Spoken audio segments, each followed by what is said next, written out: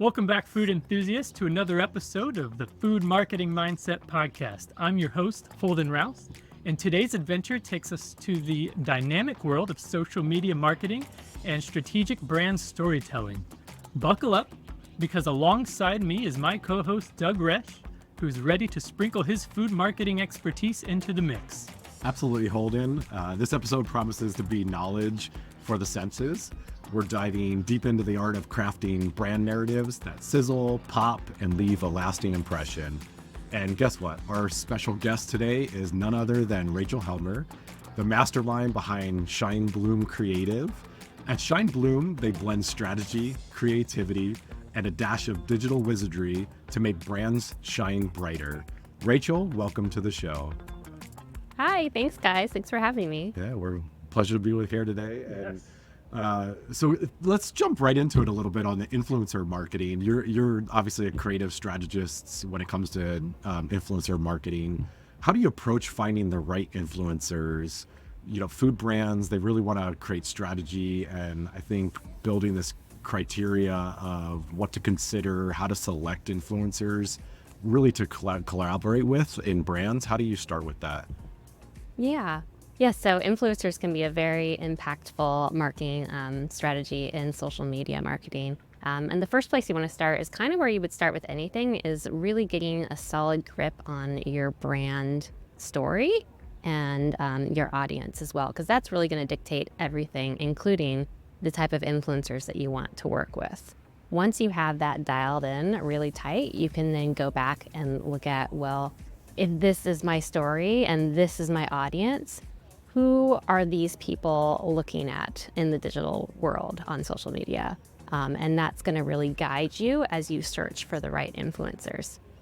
And, you know, you might look at an influencer and be like, oh my gosh, they have like so many followers. This is a great fit. But unless your audience is looking at them, it's not really going to translate. And so really finding where your people are, what sort of digital content they're taking in, and then placing your content there.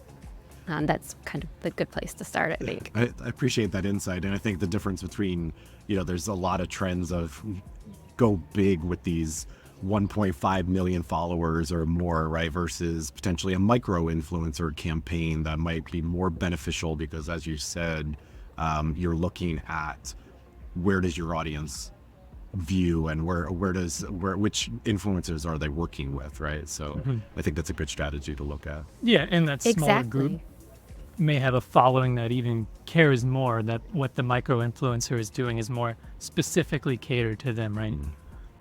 Completely, yeah.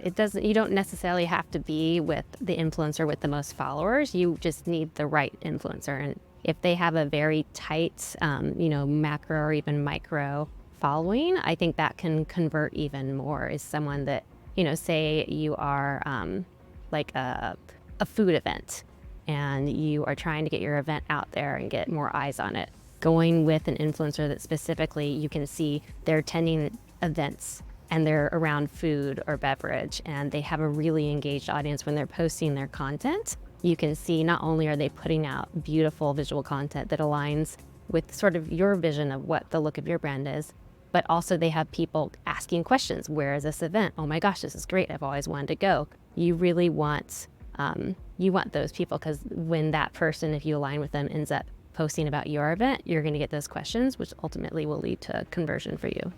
Mm-hmm. And I think working with influencers, you got to talk a little bit about content strategy. So can you share some of the successful content strategy you've had with maybe a food brand and how you balance sort of like a promotional post versus something that's more engaging and value driven? Mm-hmm.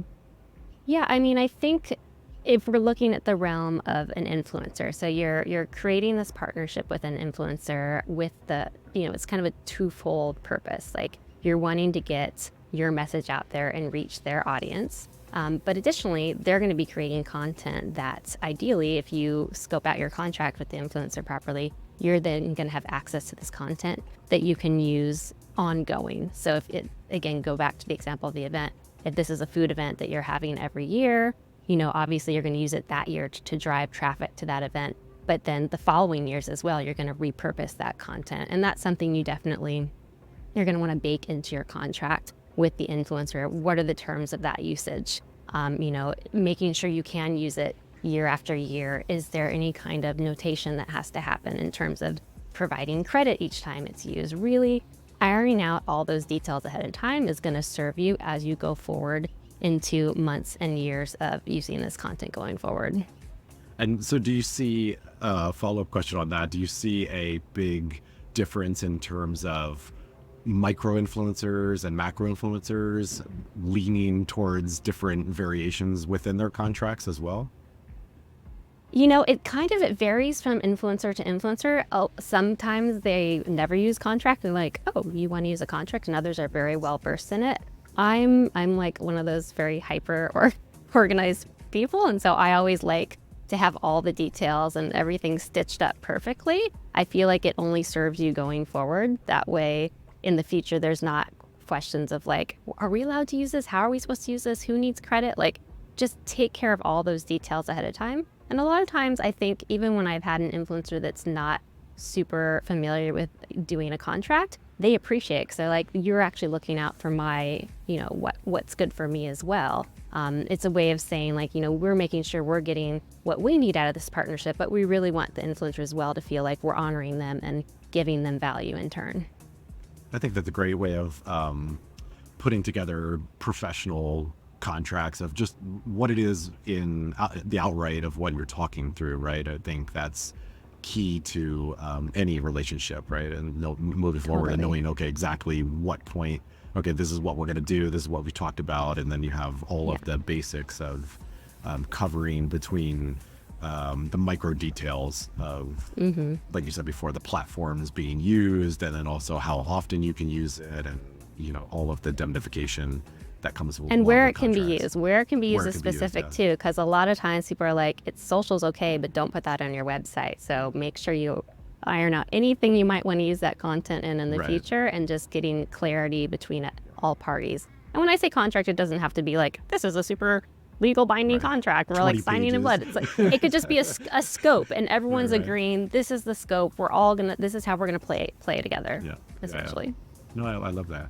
So let's talk a little bit about navigating a big piece of social media's algorithms, right? They changed a lot, and they're constantly evolving throughout the process. Google in and of itself does a lot of algorithms on websites, but then Instagram, et cetera. So how do you stay ahead of that algorithm to catch maximum reach within customers, and then working with the influencers to really try and drive engagement from your clients as well? Yeah, that is a big part of it, is those algorithms. Social media in general is ever changing, and that's one of the number one things when we get someone that comes to us that's looking for a partner to help with social media is, I just can't stay on top of all this. It's like I figure it out and then it changes like 5 minutes later. Like, it's too much. I can't do my business and stay on top of all these things that we have to do to stay in the game. And so it's a multifaceted process. Continuous learning. Honestly, it's one of the reasons why I love social media so much, is because it's so dynamic and changing. Like, I feel like you are always having to learn new things, which I love. And so the way we do that, there's a lot of different ways. It's a lot of research, subscribing to different newsletters. Honestly, at this point in our career, we have worked with so many different social media management platforms, and they all have really good newsletters that come out that stay on top of all these changes in social media. So 2 of them that I read weekly are Sprout Social and Hey Orca. Those are 2 different social media management platforms, and you don't have to be a part of them to subscribe to the newsletter. Obviously, they're going to pitch you on their platform in it, but you get so many gems of like what's happening in the news and social media, what is like might be happening, and from there you can dig deeper into research. And they have whole teams that are doing this research on the daily. And so being able to dig into that and then take it from there and do your own research has a lot of value.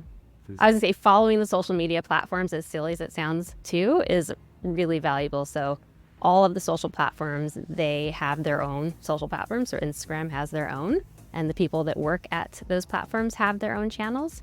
Follow them. A lot of times it's stuff that's not super interesting, but there's gems headed in there. that again can send you on a search to figure out what's the next thing that's happening.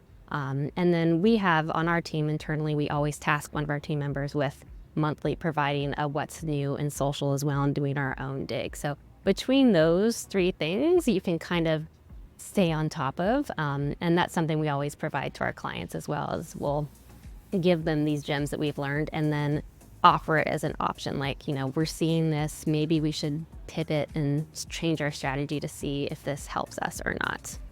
I think that's a great piece of advice. I mean, no one knows how the platform works better than the people creating it, right? So yeah, Totally. I like that. Yeah, utilizing the Totally. experts of the platform itself, and then, like you said, using that teach the teacher platform, right, where you guys become the experts through their experts, and then teach your clients, and so everybody's learning all of the facets of A/B testing in a way, right? So, Yeah. great. Yeah. And I think we could even tie this now into some of the user-generated content, going a step from the micro-influencers now the users. What are your friends and family doing? So this can be a gold mine for brands. And how does a brand encourage customers to create content and share that content about products that they love? Yeah. No, UGC is an amazing asset to have for getting more content and really also tapping into that authenticity piece that has always been, but I feel like even more so is important on social now. And your path for using UGC kind of depends on where you are in your social media journey. If you're just getting started as a brand and putting your content out in the digital sphere, then you're going to want to focus efforts on getting the brand out there and encouraging customers to share things with hashtag campaigns or challenges and contests to get people to share for some kind of like incentive, a prize or a discount or an offer. Influencers are another great place to start when you're first getting your brand out there, partnering with them, just sort of to move things along and expand your reach. When you're just getting started and you don't have a massive following, being able to tap into those strategic influencer followings to sort of raise the awareness around your brand is really valuable. But if you're at a point where you're kind of further along in your social media journey and you already have a fairly established brand, you can definitely tap into things like creating campaigns around what sort of content do you want to see. There already might be people posting about your product online if you're fairly established, but maybe you want to see your product or your restaurant in a certain way, creating a specific challenge around that to try and encourage people to share that content. And then offering, for the best content that's shared, we will feature this, offering to do that has a powerful motivator for people that want to get more exposure on their end as well.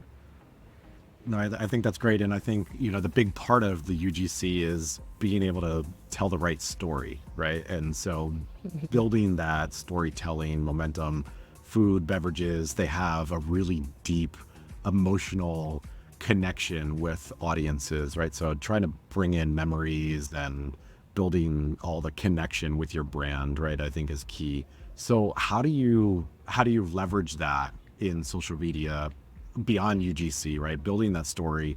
Is there any favorite brands that you've worked with that you could talk about in terms of what they've done well, connecting with audiences, how you've built stories around specific content that would generate well within the audience in social media? Yeah, I think, and I mentioned this earlier, but authenticity really is king on social media, and I don't see that going away anytime soon. And so being able to authentically share your story and have transparency. And it helps if you have a good story to tell. And I've been fortunate enough to only work with brands that have that. So I guess I'm lucky in that facet. But yeah, just sharing that story transparently. And that can relate to everything from like origin stories. Like, does your brand have a really cool story of like, how were we motivated to start this? What was the driving purpose behind it? Is it something related to the founder? Is it something related to there was this deep need we saw in our community, in our world, and we wanted to fulfill it? And people appreciate that because everyone has those feelings about things in their life, so it's relatable in that sense. I think visual storytelling is really big too. So when you're telling these compelling emotional like tie-in stories, having visuals that will meet that copy. And that's really always been the balance with most social media, is having like, you're going to have this really rich copy that tells a story, but you need to pull your visuals up to that level, whether it be stills or video or a combo of both. For me, I know you'd asked about an example. One that I've loved working with is an oyster company called Sanctuary Oysters in Sol Azul, and they are in the El Viscano Biosphere Reserve in Baja. And part of their brand story is that these oysters are raised by whales because they are developed in this pristine ecosystem that's just like a beautiful natural habitat, and the whales come every year to breed. And so literally the oysters are growing in this protected area adjacent to where baby whales are swimming and starting a new life. And it's such a beautiful story, and everything that they've done to help support sustainable seafood in Baja and support the farming community, the sea farming community, and provide a beautiful life for the people that live there as well. And they're completely transparent about that. And so when we share in blogs and on social, showing people like working on the farm and showing them all eating together and taking days off and having this beautiful life, it's true. Like we're not doing something that's not actually happening in real life. And I think the trick is to like be able to show authentically in the imagery and posting that this is actually happening. And yes, that's been a really special experience for me to be a part of. I love that. I think the other part that I think might be key is charitable foundations as well, right? Or charitable giving, right? That's key to a lot of people, right? They want to know what charitable causes that or gift giving, something like that you have available too, right? And I think that's big. Yeah. Oh no, totally. Any sort of giving, any sort of volunteers. I know a lot of companies, like beyond what they're doing and selling as their brick and mortar, is they have these volunteer experiences or community building experiences, like sharing that side of the company as well. Like it doesn't all have to be behind the scenes. Like that can all be content that goes out on your social and can resonate with your audience. Yeah, I agree. And I think you and I worked together on my previous company too, was with the farm, right? Is being able to talk about on the farm where the fruit came from, showing that from a photography perspective, videography, social media platforms, I think is just key, right? Because you could resonate with, okay, this is how my fruit is grown and this is what I'm going to ingest, right? And it's organic, and you can actually see the farmers, you can see the machinery, you can see how the fruit was grown on trees, et cetera, and the longevity of that, right? So telling that story, I think, is really key.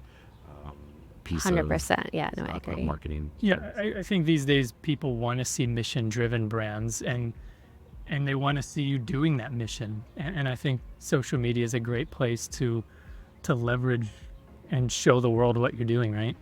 Agreed. Yeah. I think on the complete opposite side of that, we've got crisis management.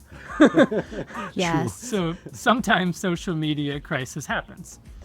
So how do you handle negative feedback or PR challenges for food brands while maintaining their reputation?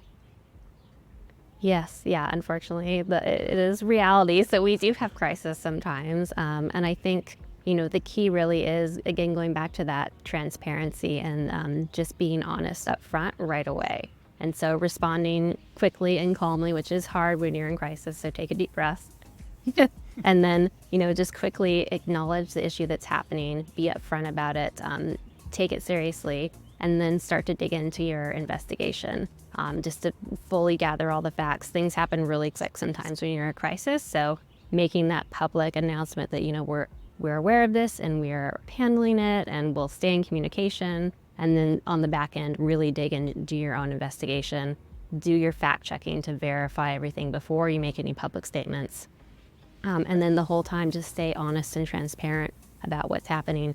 If ultimately you are at fault, honest apology for the mistake, showing empathy for anyone that may have been impacted, and then taking actions and offering solutions, whatever that may be, to help and correct the issue, prevent it from happening again.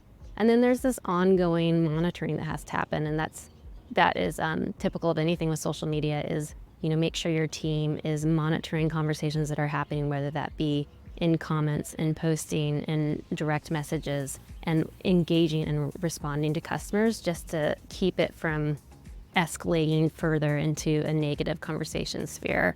And do that throughout the whole crisis, because even when things are tying up, people can still have built up negative sentiment and issues and social is really where people go to voice that. So it's an ongoing process with social, but if you find your zen place throughout it and just stay transparent and honest, people ultimately, even if there was a problem and they felt some kind of loss from it, they appreciate that empathy and that transparency.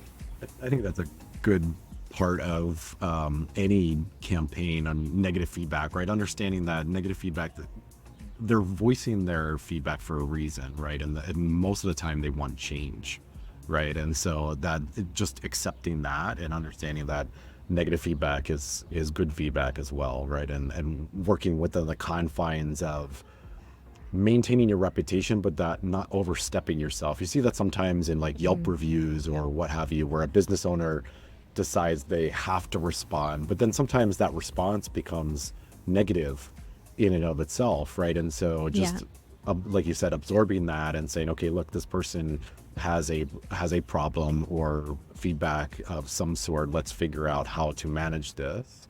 And then we've been in an instance where sometimes, where negative publicity is good publicity, right? And so just recognizing that as well is not always negative is negative. And then with bots as well, right? Bots in social media can probably be another challenging aspect of negative feedback, or the people that want to just have a negative comment because they know it's going to drive likes or or the social sharing or whatnot, right? And so just managing through all that process is probably key from your aspect. People that just woke up and decided to choose chaos. Exactly.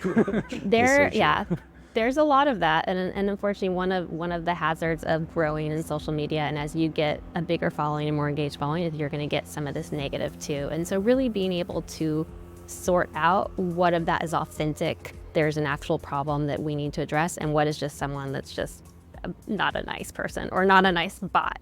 Right. And trying to properly respond. Sometimes if it's like a spam or a bot, and there's a lot of that, particularly when you turn on the advertising engine, is learning the protocol for like handling that, which is, reporting it, hiding it, sometimes banning, a bot or a person. And then when do we need to actually take it up the ladder and call Meta, and or if it's on Meta, call them and speak to them about like what's being done about this. It's filtering out what's real and not real in terms of crisis too is important. I agree with that. So we talked a little bit about algorithms earlier, and I'd like to talk about emerging platforms, right? And so I think there's a lot of social media platforms or trends that are happening, and obviously within our confines of age, there's younger demographics that tend to know a lot more in regards to brand new platforms or influencers that are happening, right? So how do you evaluate whether a new platform is worth investing in? And then also, is there any ones that you're excited about at the moment for food marketing?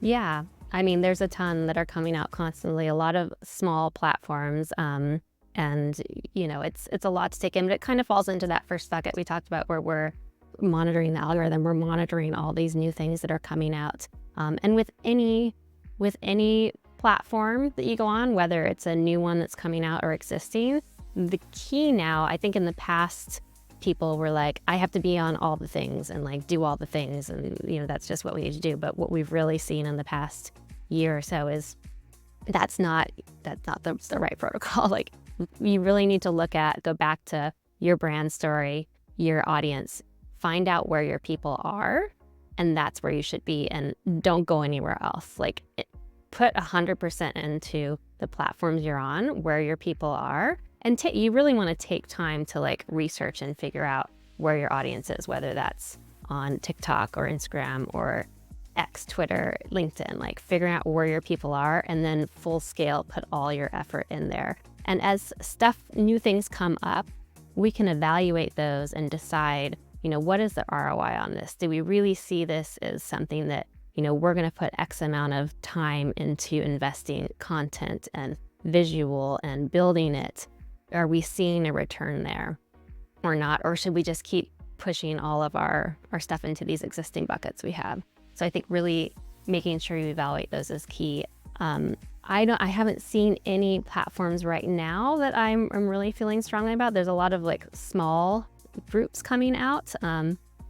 One that I go back to is, I remember when Clubhouse first came out, I think it was during COVID, and we had a lot of clients who were like, we have to get on this. We're ready to be on it, full on it. And, really it was looking at, okay, so what does it take to be on this? You need to be very comfortable speaking, and you need to be in a lot of groups and providing content. And when we came back to most of those clients, they were like, well, I don't really want to talk, and I don't have time to do that. So it's partly like, do you have the ability and the interest in putting into this what it's going to take to be successful? And yeah, I think with any new platform that comes out, analyzing it and deciding like if it's worth your effort. That's great advice. I think there are many different options out there that are always coming out up, and you never know when's the right time to jump on board, because you don't want to be late to the party, right? Right. You want to be an early user, but at the same time, it's got to make sense for your brand. Yeah. And I think this can kind of go into the next question with collaborations and partnerships. So how can food brands, which they often work with other businesses and other influencers, what's the best approach when forming a successful partnership that can benefit both parties? Yeah, I think, this is sort of in the same vein as working with influencer and finding those right partnerships that you can work with as a food brand. So say, you're a chocolate chip company and you have this amazing chocolate chip line, and you're looking to do a collaboration. You could partner with someone like, a really great artisanal butter, or also maybe bring in someone that has these beautiful sheet pans, like thinking about, like, again, going back to who is our audience?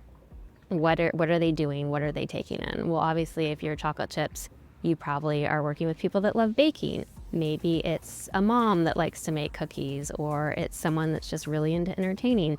So thinking about like what else aside from chocolate chips do these people like? They're probably buying the cookie sheets, they're buying flour, they're buying butter. And then on that, once you have the list of like what are these core things, like product wise, finding companies that align with your brand values. So if you're like an artisanal chocolate chip, then you're probably with an artisanal type butter and with a more elevated pan that someone's gonna like because it's beautiful and it photographs well. And then doing your outreach to these companies that are in line with your values and bringing them on board for a partnership, whether that be something where you're aligning with an influencer and providing them with the pan and the chocolate chips and the butter and having them make this beautiful recipe and then share a photo shoot and a video shoot where everyone's being tagged in the collaboration. Everyone's getting these assets at the end of the collaboration that they have then agreed upon the terms of how everyone can share it going forward. Or maybe it's a giveaway that's tied into that where someone's winning the package with all these products. So there's lots of different ways you can partner where, again, you're making sure it's mutually beneficial for all parties involved and everyone's very clear on the terms of the partnership, how we can all benefit together going forward. Well, that's a good segue into, I think, a follow-up question for me is, you and I have worked together on some photography work within the food realm of things as well. So yes. Food and beverage obviously plays a huge role in terms of marketing, and the consistency of that across platforms is key, right? So how do you showcase this diversity within food products from food photography? Like what's your normal go-to, or what do you recommend photography versus video, all of the fun elements that come with that? Yeah, I think starting with a really good style guide. So this sort of folds into like where we began, having that brand story firmly established. Your style guide is part of that. Social media is so visual, and so you really want to, before you start kicking off posting, have that in place of like, this is the color palette of what we work with, consistent angles, lighting and angles that we may use. Having, if you don't have any images yet, using stock images to create a mood board that we can then base photo shoots off of. Another great thing to have is consistent props and backgrounds that we might use. Have a set of examples that you're going to provide for your photographer to use that align with your brand's look and style guide.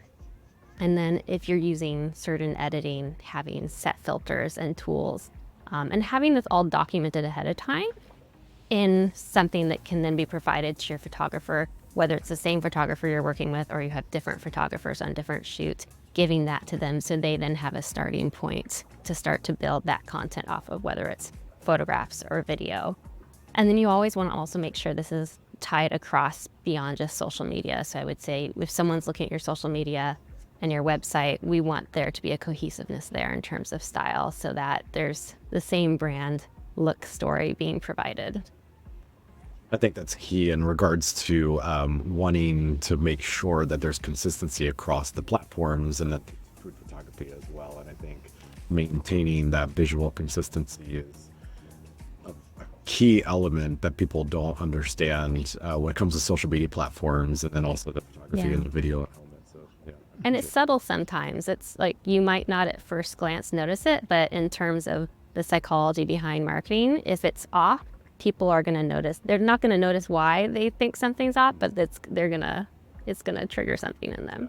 And the other piece of that too, I think, where brands need to recognize is that the more information they give a photographer or a stylist up front, right? It's a lot of work sometimes to put together a list of here's the shots that I want, and here it's going to reduce the time associated with an artist to do their job, right? And the photographer sometimes has to set up, and it may eliminate 3 to 4 hours worth of food photographer styling because you're not on site trying to figure it out, right? It's beforehand, this is what we're trying to look at, this is the visual elements that we want to achieve, and then like you said, the brand style guide is a key part of that as well. Yeah, the style guide. Oh, go ahead. No, I was going to say I agree with everything Doug says. That's all. I do too. He's very smart. He's okay. Yeah. No, the style guide is like the top of the pyramid, and then you're going to have your photo shoots, and each photo shoot might be a little different because your campaigns are going to be different. And it depends how detailed you want to get. But in a perfect world, I think you would have your style guide, and then you would have your guide for each shoot where you're breaking down like, here's the products featured in the shoot. Here's the angle that we want. It's a flat lay. We would like this colored background, make sure you have the XYZ props in it. And giving all that to your photographer to work with is super, super helpful. Yeah. So we're recording this right after a long holiday weekend, and I want to kind of touch a little bit on seasonal campaigns. So with seasonal trends, they heavily influence food marketing. How do you create the timely and relevant campaigns that are specific to seasons and holidays? Yeah, I mean, I think it's going to vary from brand to brand, depending on what you're doing. But I'll use the example of, so we work with a cocktail company called Snake Oil Cocktail, and they do cocktails for events. And for them, in the event world, we're working, 3, 4, sometimes in terms of weddings, 6 months to a year ahead of time. And so knowing in the back of your head what's coming up, and again, on the realm of being hyper organized, having that calendar of like, here are, each month, the different things that we need to like promote, and then thinking backwards of like, okay, if someone's booking a Christmas party and they want Christmas themed cocktails, when realistically are they going to be making this purchase, and when are they going to start thinking about it, and then trickling that into your marketing in a timely fashion. And then obviously, if we're looking at something like holiday party cocktails, we're probably going to start talking about it right now because people are starting to book those out now. And then as we get closer, we're going to rev up more and more. And then when you're in the actual holiday season, because it's kind of this balancing act with social media, you want to be very timely and relevant from a conversational piece, but you are also at the end of the day trying to sell something. And it's the subtle sell of trying to fold that in the time frame in which someone will make a purchase, but also staying conversational. So it really is, it's a balancing act with social media. And a lot of that can also be done on the back end. And so back to the holiday cocktails. So we'll probably have a post or two go out now maybe something playful like Christmas in July, because that's kind of fun and we want to be entertaining and fun in our social media. But then on the back end, we're going to have some targeted ads that are going out to a very specific audience. Sometimes people call these dark posts because they're not going to show up in your feed, but they're going to show up strategically in places of your consumer's feed of who you're trying to reach. And that's where you really want to push heavily for your more like sales type posts. You don't really want a lot of that in your traditional feed, but you can put those on the back end in the advertising. And then for each brand, it's going to be different. So if you have like a nutrition bar that you're selling, obviously a big thing is going to be revving up to January. That's clean eating, so you'll want to start trickling that in early in the holiday season. Then come January, you're full-fledged with your campaign around that seasonal spring clean your diet, let's start fresh in the new year. Yeah, so I think that's a good point where companies don't want the employees sometimes to see the ads that they're running because of cost per click, right? And so we're trying to dial that in regards to advertising dollars. So if your employees are seeing your advertising, you're paying for that, right? But you want targeted audiences and the demographics that you're going after, which may or may not be your employees, but you don't want to pay for that space to be relevant to them, right? So I think that's key. And then the seasonality of that too, I think working around 52-week matrix, right, a calendar, is a great thing sometimes, as you said, being flexible in that, right? Because something might pop up, a trend might pop up, or some sort of flavor that comes into the element that you need to be aware of and you weren't expecting, and just being fluent in or fluid in terms of their ability to create a great campaign around what's relevant right then and there.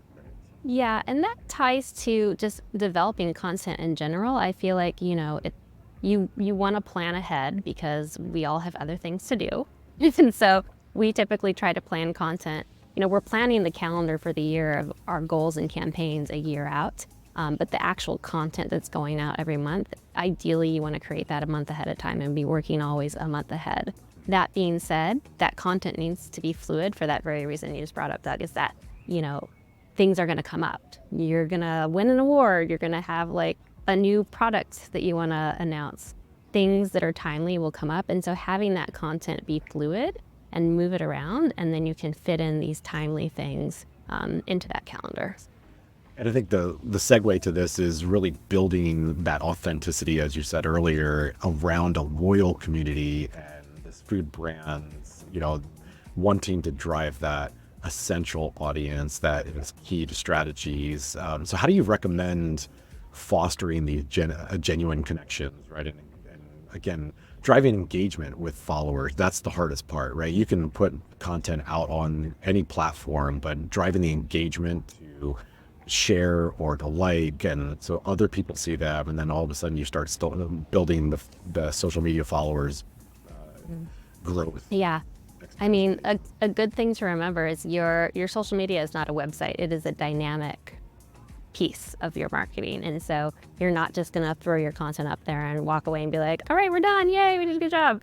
It is a conversation that's ongoing, and it's a community, like you said. And so part of that is having that dynamic community, having that conversation, which is ongoing. And so that's going to be making sure you're going on the daily and replying to all those questions that come in a timely fashion, doing that outreach to the people in your community to try and grow and say things that, spark up a conversation. And so finding your people, they'll find you naturally with your posting and with your ads that you're doing, but you also want to have whoever's doing engagement for your channels do that outreach themselves. Who are those people in your community, in your potential customer base that haven't found you yet? Sparking up those conversations with them and getting a dynamic situation going.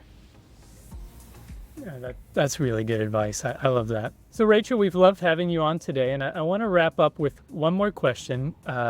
What is the secret sauce that Shine Blume Creative has to offer to its clients that come on board, and what do you have to offer that's different than what's out there? Yeah, so I think it really is, we want to act as an extension of your team. There's no one-size-fits-all solution for social media.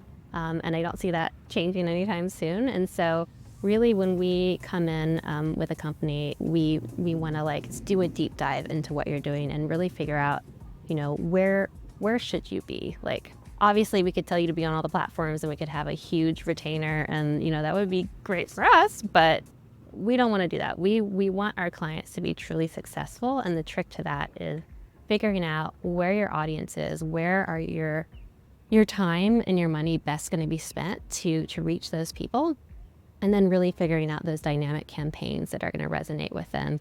And it's something that, we want to be as passionate about your company as you are. I feel like anyone you work with, whether it be an employee or an outside agency, should be able to come to the table with that passion, because that is what is truly going to make for an impactful marketing campaign, because that will shine through in the work that anyone is doing for you in marketing. And we love doing that, and we love helping all size businesses succeed. And so, yeah, that's what we bring to the table.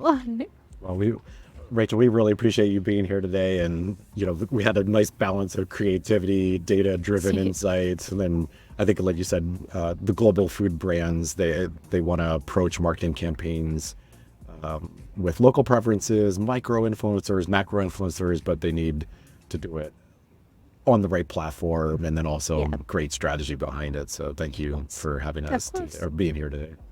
Yeah, thanks for having me. Awesome. Thank you. Right. And that's a wrap on today's episode with Food Marketing Mindset. I'm Holden Rouse. And I'm Doug Resh. And a big thank you to the visionary food marketer who shared their secret sauce with us, Rachel Helmer. Remember, the world of food marketing is everywhere. It's powerful and it's effective. Don't forget to subscribe, leave us a review, and share this podcast with fellow innovators. For more delicious content, follow us on our social channels and visit our website. Stay tuned for another serving of Food Marketing Mindset, where your appetite for growth meets the taste of triumph. Stay seasoned, stay inspired, until we meet again on the next episode of Food Marketing Mindset.